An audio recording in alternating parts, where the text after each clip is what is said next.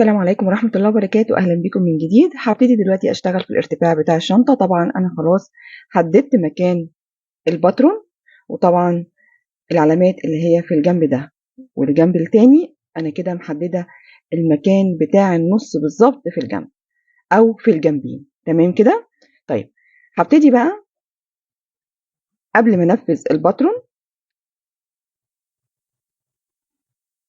أشيل العلامة بتاعت بداية السطر الجديد واشتغل مكانها غرزة، وارجع احط العلامة تاني مكانها واشتغل بقى فوق كل غرزة غرزة لحد ما اوصل للعلامة بتاعة النص بتاع الجنب ده. هشيل العلامة واشتغل مكانها غرزة وارجع العلامة تاني مكانها، وبرضو اشتغل فوق كل غرزة غرزة لحد ما اوصل للعلامة دي. لما اوصل للعلامة دي معنى كده ان انا هبتدي انفذ في سطر رقم 1 من الباترون، لان انا حاطة العلامة اللي هي في البداية دي والعلامة اللي هي في النهاية دي بتحدد لي المكان بتاع تنفيذ الباترون. اول ما اوصل للعلامة يبقى انا هبتدي انفذ سطر رقم 1 لحد ما اوصل لاخر المكان ده اللي هو العلامة دي. يبقى انا كده وصلت لاخر سطر رقم 1 من الباترون، وانا طبعا بشرح معاكم او بنفذ معاكم. هقول لكم بالتفصيل هعمل ايه عشان طبعا الشرح يكون واضح. هشيل العلامة زي ما قلت كده وابتدي اشتغل مكانها غرزة،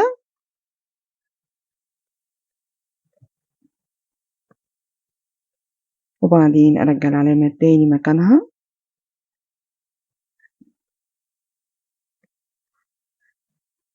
وهبتدي بقى اشتغل فوق كل غرزة غرزة لحد ما اوصل للعلامة اللي هي بتاعة بداية تنفيذ الباترون.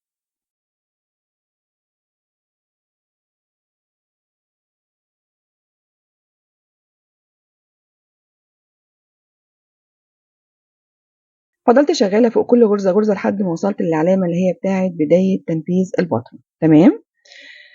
هجيب بقى الباترون. طبعا كل مربع من المربعات اللي قدامي دي معناها غرزة حشو. تمام. زي ما احنا شايفين كده الرسمة نفسها باللون الاسود دي اللي انا هنفذها باللون الازرق، والمربعات اللي هي باللون الجري دي اللي هي اللون الأساسي أو اللي أنا بنفذها باللون الأساسي بتاع الشنطة. تمام. طيب هنروح كده على سطر رقم 1 وأعمل عليه علامة كده، يعني لازم تحطي علامة علشان خاطر ما تتلخبطيش وانتي بتنفذي. طيب بداية سطر رقم 1 من الباترون بدايته ايه؟ بدايته مربعات باللون الجري. هعدهم 1 2 3 4 5 6 7 8 9 10. 10 مربعات باللون الجري اللي هو اللون الأساسي، يعني هشتغل 10 غرز باللون الأساسي. طبعا هعد من بداية العلامة، هعد من بداية العلامة. تمام. يعني هشيل العلامة دي كده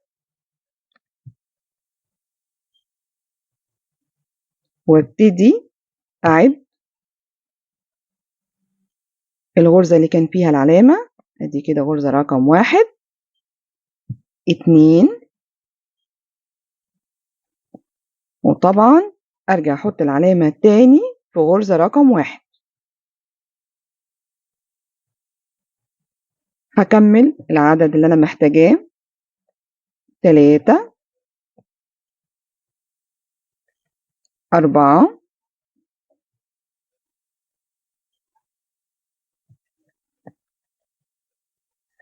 5 6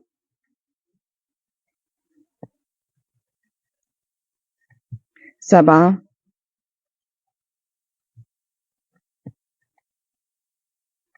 8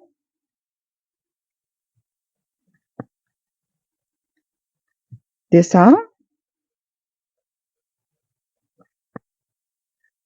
غرزة رقم 10 هي دي اللي المفروض اشتغلها دلوقتي، بس قبل ما اشتغلها هرجع تاني للباترون واشوف بعد غرزة رقم 10 او مربع هنا رقم 10 بعديه ايه.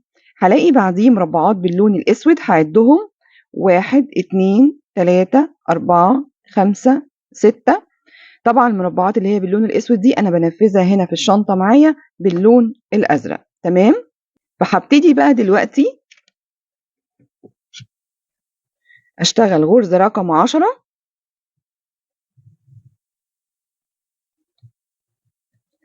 بس هقفلها باللون اللي عليه الدور اللي هو اللون الازرق. هجيب اللون الازرق كده واقفل بيه غرزه رقم 10 بنفس الطريقه عشان ابتدي اشتغل باللون الازرق العدد اللي مطلوب مني.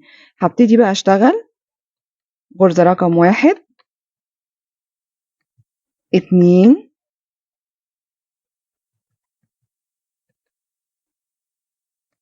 3، 4، 5، والمفروض غرزة رقم 6 اللي أنا هشتغلها دلوقتي. بس أرجع برضو للباترون وأشوف المفروض هشتغل إيه بعد كده. هلاقي بعد المربعات اللي هي باللون الأسود هلاقي مربعات أهو باللون الأساسي أو اللون الأرضية أو اللون الجري اللي أنا بنفذه باللون الأصفر. هعد بقى عدد المربعات دي كلها كام مربع وابتدي أنفذه عندي هنا بنفس الخطوات بالظبط. الأول أشتغل غرزة رقم 6 باللون الأزرق، وبعدين أجيب اللون الأصفر وأقفل بيه غرزة رقم 6 وابتدي بقى أشتغل باللون الأصفر أو الأساسي العدد اللي مطلوب مني في البطر.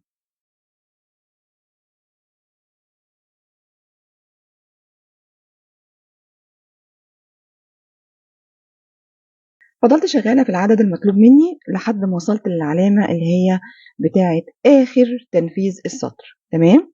يعني هوضح تاني، عدد المربعات اللي هي باللون الأساسي من أول المربع ده، يعني بعد ما نفذت الجزء ده من أول المربع ده لحد آخر السطر 46 مربع.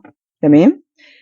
نفذت هنا من بعد الجزء اللي باللون الأزرق ده 45 غرزة حشو. غرزة رقم 46 اللي هي فيها العلامة. تمام. هشيل العلامة وابتدي كده أشتغل غرزة رقم 46 واشتغل الغرزة كمان اللي بعدها عشان أقدر أحط العلامة، وبعدين أرجع العلامة تاني مكانها. تمام. أنا كده نفذت سطر رقم 1 من البطر. تمام. هبتدي بقى أشتغل فوق كل غرزة غرزة لحد ما أوصل للعلامة دي، أشيلها واشتغل مكانها غرزة وارجع أحطها تاني مكانها. تمام. وبعدين هشتغل برضو فوق كل غرزة غرزة من الطرف التاني لحد ما أوصل للعلامة بتاعة بداية تنفيذ السطر الجديد. هكمل كده بنفس الطريقة اللي شرحتها وهرجع لك.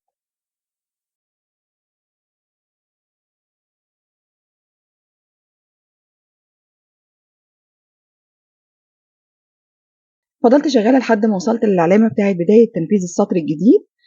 هشيل العلامة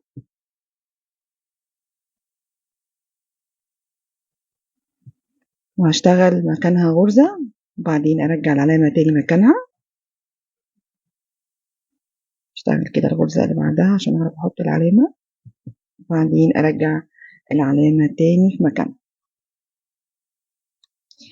هبتدي بقى أشتغل فوق كل غرزة غرزة أوصل للعلامة دي، أشيلها واشتغل مكانها غرزة وارجع أحط العلامة تاني مكانها، وبعدين أكمل شغل كده فوق كل غرزة غرزة لحد ما أوصل للعلامة بتاعة بداية تنفيذ سطر رقم 2 من البطر.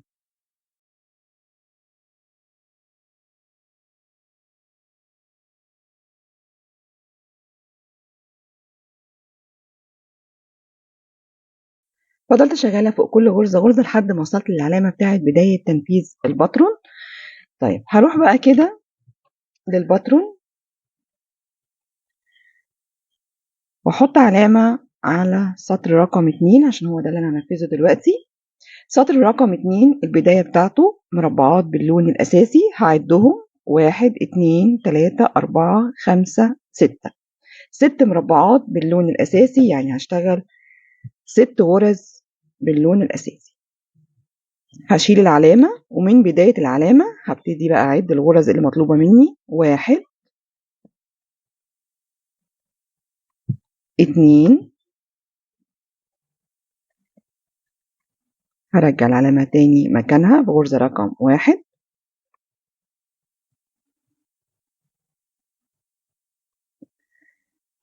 هكمل العدد 3 4 5 وغرزة رقم 6 اللي أنا هشتغلها دلوقتي. بس قبل ما اشتغلها أروح كده للباترون وأشوف المفروض إن أنا هشتغل إيه بعد غرزة رقم 6. يعني أنا نفذت دول اللي هما 1 2 3 4 5 6. غرزة رقم 6 اللي لسه هشتغلها هيقابلني بعد كده مربعات باللون الأسود أعدها 1 2 3 4 5 6 7 8 9 10 11 12 13 14. 14 غرزة باللون الأسود أو 14 مربع قدامي باللون الأسود، يبقى هشتغل 14 غرزة باللون الأزرق. تمام. هشتغل بس غرزة رقم 6 وأقفلها باللون الأزرق اللي أنا هشتغل بيه، وهبتدي بقى أشتغل ال 14 غرزة باللون الأزرق.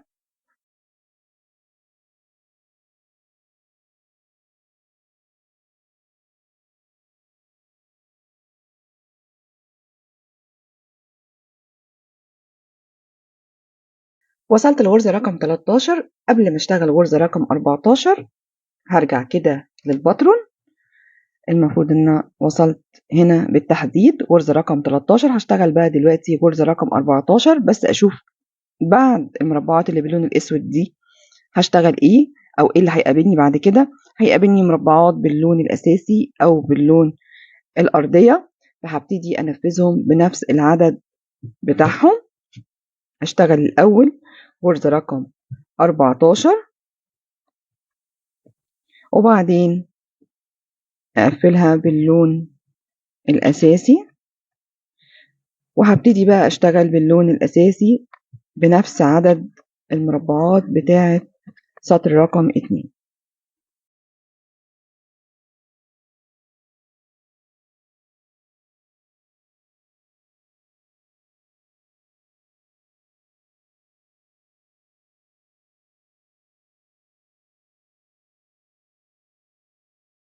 فضلت شغالة لحد ما وصلت للعلامة. طبعا العدد اللي كان مطلوب مني 42 غرزة، اشتغلت لحد دلوقتي 41 غرزة. غرزة رقم 42 اللي انا هشتغلها دلوقتي اللي هي كان فيها العلامة. لازم تتأكدي من العدد بتاعك ان يكون مظبوط عشان تتأكدي ان انتي شغالة صح. تمام. هشتغل كمان الغرزة اللي بعد العلامة وبعدين ارجع احط العلامة التاني مكانها. تمام. هشتغل بقى كده فوق كل غرزة غرزة، وطبعا احافظ على العلامة دي مكانها وافضل شغالة فوق كل غرزة غرزة لحد ما اوصل للعلامة بتاعت بداية تنفيذ سطر جديد.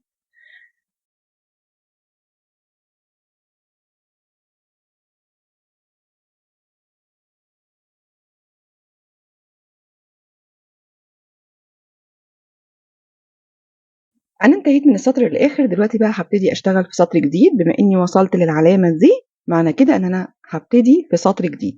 هشيل العلامة واشتغل مكان العلامة غرزة،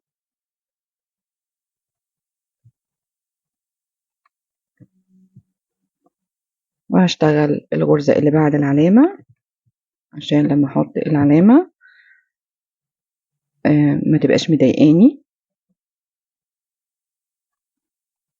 وهبتدي بقى اشتغل فوق كل غرزة غرزة لحد ما اوصل للعلامة بتاعت بداية تنفيذ سطر جديد من الباترون.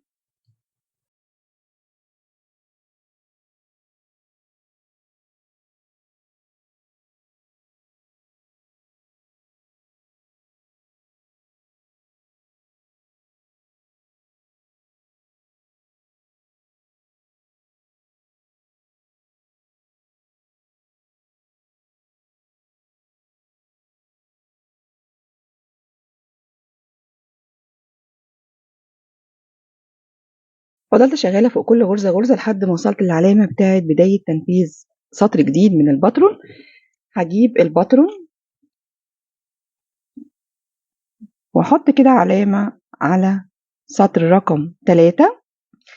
بداية سطر رقم 3 مربعات باللون الأساسي 1 2 3 4، يبقى هشتغل 4 غرز باللون الأساسي. هعد كده من أول بداية العلامة، هشيل العلامة وابتدي كده أشتغل من بدايتها وأعد كده. غرزة رقم 1، غرزة رقم 2، وارجع العلامة تاني مكانها في غرزة رقم 1. تمام. هشتغل غرزة رقم 3. قبل ما اشتغل غرزة رقم 4 اللي هي عليها الدور، برجع كده تاني للباترون واشوف المفروض هشتغل بعد الاربع مربعات دول هيقابلني ايه. هيقابلني مربعات باللون الاسود، هعدهم 1 2 3 4 5 6، يعني هشتغل 6 غرز باللون الازرق. تمام. اشتغل الاول غرزة رقم 4 واقفلها باللون اللي عليه الدور اللي هو الازرق اللي انا هشتغل بيه ال6 غرز، وابتدي بقى وانا شغالة اعد 1 2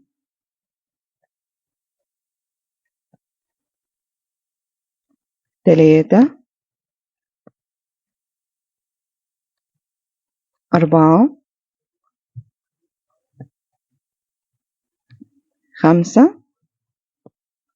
غرزة رقم 6 اللي أنا هشتغلها دلوقتي، بس أرجع كده للباترون. تمام. بعد ال6 مربعات دول هلاقي بعد كده مربعات باللون الأرضية 1 2 3 4 5 6، فهشتغل غرزة رقم 6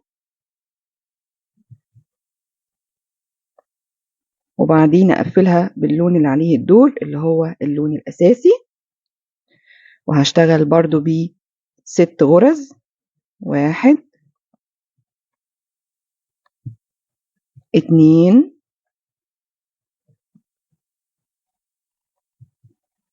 3 4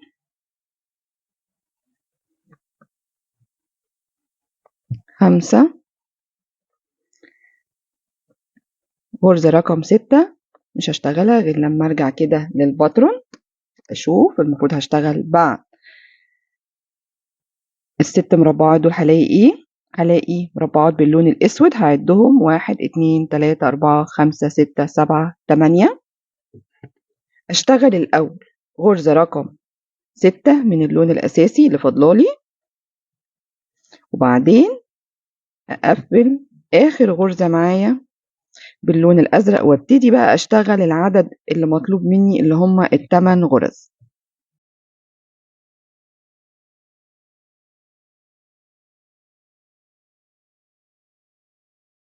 وصلت لغرزة رقم 7، لسه هشتغل غرزة رقم 8 من اللون الأزرق، بس أشوف كده المفروض بعد ما وصلت للجزء ده إيه المربعات اللي بعد كده. هلاقي مربعات أهي باللون الأساسي. تمام. يعني معنى كده إن أنا هشتغل غرزة رقم 8 باللون الأزرق وهقفل غرزة رقم 8 باللون الأساسي وهكمل بيه لحد النهاية. تمام. يعني هعمل كده اشتغل غرزة رقم 8 وأقفلها باللون الأساسي وابتدي بقى أكمل كده باللون الأساسي لحد الآخر. وطبعا بعد ما أوصل لحد العلامة، يعني أنا هفضل أشتغل كده باللون الأساسي لحد العلامة، وطبعا العلامة دي بتاعت نهاية السطر في الباترون. تمام.